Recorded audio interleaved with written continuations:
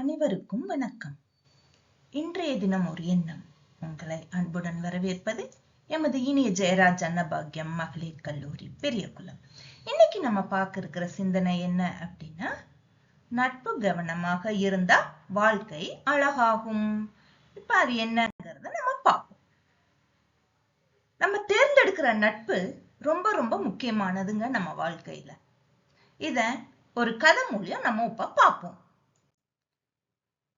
எலியும் தவளையும், இது ரெண்டும் ரொம்ப அழகான நண்பர்கள்.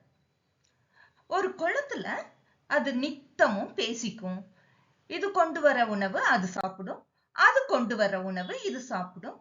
ரொம்ப சுகமாவும் சந்தோஷமாவும் நட்பு பாராட்டிட்டு இருந்துச்சு. வெளியில இருந்து பார்த்தா இது எப்படி தெரியும்? நல்ல நட்பாக தெரியும். நல்ல நண்பர்களாகத்தான் இருந்தாங்க அவங்க. சிறிது காலம் போச்சு. பின்பு என்னாச்சு?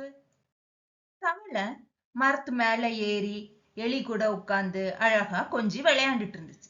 அதே மாதிரி எலியும் தவளையோட மடியில இருந்து அழகா குதிச்சு புதிச்சு விளையாண்டுட்டு இருந்தாங்க. சிறிது காலத்துக்கு அப்புறம் என்ன ஆச்சு தெரியுமா?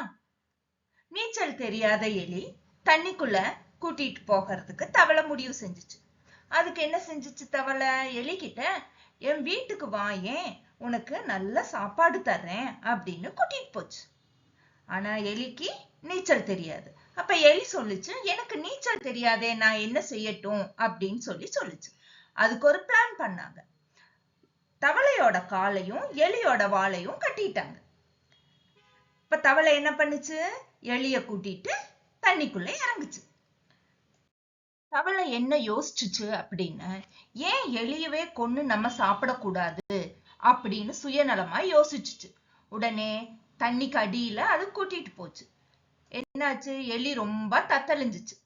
அது மூச்சு முட்ட ரொம்ப கஷ்டப்பட்டுட்டு திணறிட்டு இருந்துச்சு. இந்த மாதிரி சூழ்நிலையில என்ன பண்ணும்? இயற்கை நம்ம கூட அழகா பேசும்.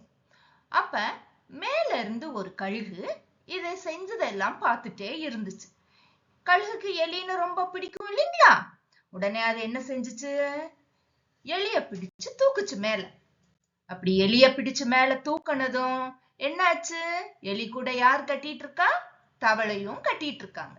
அதனால எலி தவளை ரெண்டுமே கழுகுக்கு இரையாச்சு.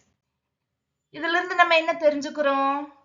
நல்ல நண்பரை தேர்வு செஞ்சா நம்ம வாழ்க்கை நல்லபடியா இருக்கும். தவறான நண்பர்களை தேர்ந்தெடுத்தா நம்ம வாழ்க்கை தவறுதலதான் போய் முடியும்.